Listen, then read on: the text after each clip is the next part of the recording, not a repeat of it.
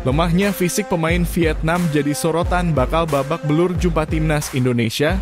Marcelino Ferdinand jadi penonton, KMS Kade Inse ditahan tim yang sempat ngambek. Indra Syafri sebut ada 10 pemain diaspora yang bisa dipanggil ke timnas Indonesia U20.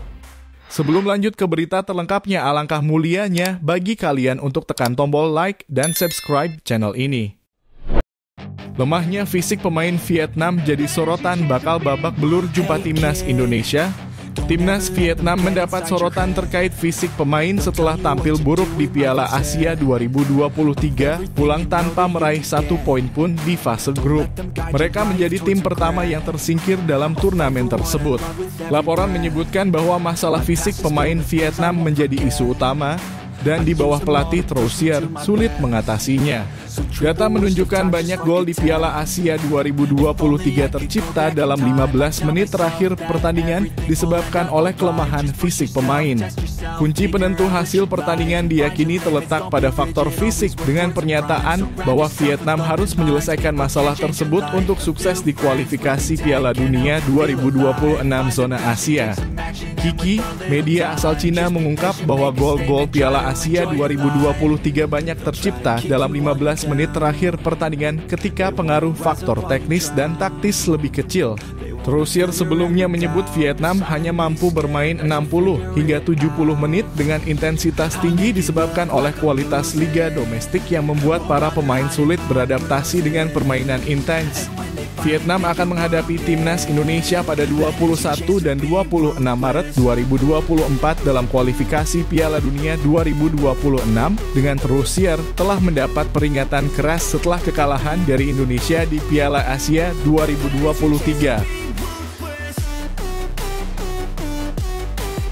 Marcelino Ferdinand jadi penonton, KMS Kade Inse ditahan tim yang sempat ngambek. Pertandingan antara KMS Kade Inse dan Patro Eisden berakhir imbang tanpa gol, dengan Marcelino Ferdinand dari timnas Indonesia hanya menjadi penonton dan tidak turun bermain. Meskipun sebelumnya hadir dalam sesi jumpa wartawan, Marcelino hanya memanaskan bangku cadangan hingga peluit panjang tanda akhir pertandingan.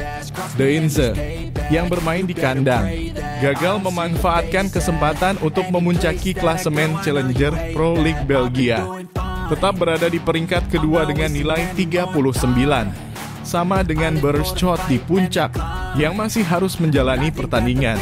Pada pertandingan tersebut, Patro mengancam untuk menurunkan pemain lapis kedua sebagai protes terhadap penunjukan wasit Simon Bordeaux. Manajemen Patro memprotes kepada Komite Wasit Federasi Sepak Bola Belgia karena Bordeaux dianggap tidak tepat sebagai wasit mengingat tempat tinggalnya yang dekat dengan Stadion Dakota Arena, markas De Inse. Patro bahkan mengeluarkan pernyataan resmi dan mengancam menurunkan pemain lapis kedua. Meskipun RBFA tidak mengganti wasit, Patro tetap menurunkan sebagian besar pemain utama dalam pertandingan.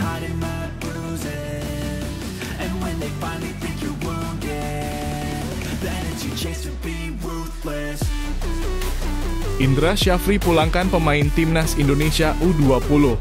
Pelatih timnas Indonesia U20 Indra Syafri akan memulangkan para pemainnya pada Sabtu 10 Februari 2024 setelah menjalani pemusatan latihan di Jakarta. Indra menyampaikan informasi ini setelah memimpin latihan internal game di lapangan A Senayan, Jakarta pada Jumat 9 Februari 2024. Skuad Garuda Nusantara akan kembali ke klub masing-masing setelah TC yang dimulai sejak 30 Desember 2023.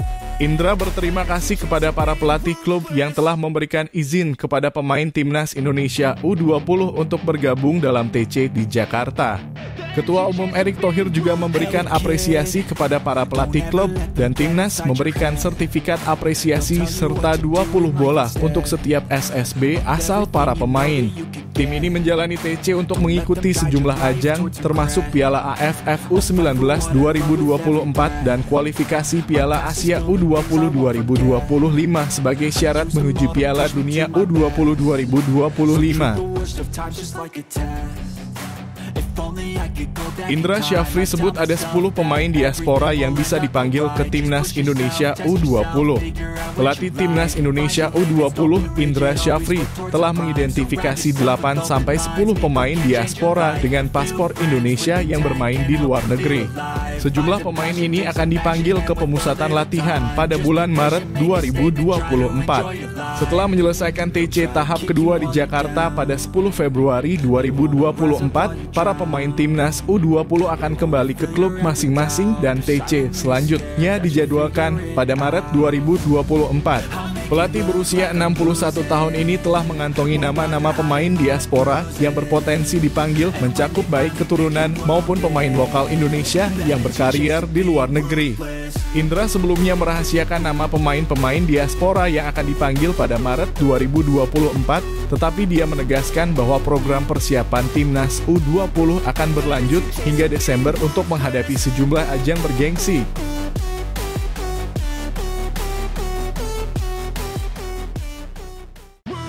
Usai Timnas Indonesia U20 jalani serangkaian laga uji coba, Indra Syafri puas lihat perkembangan tim.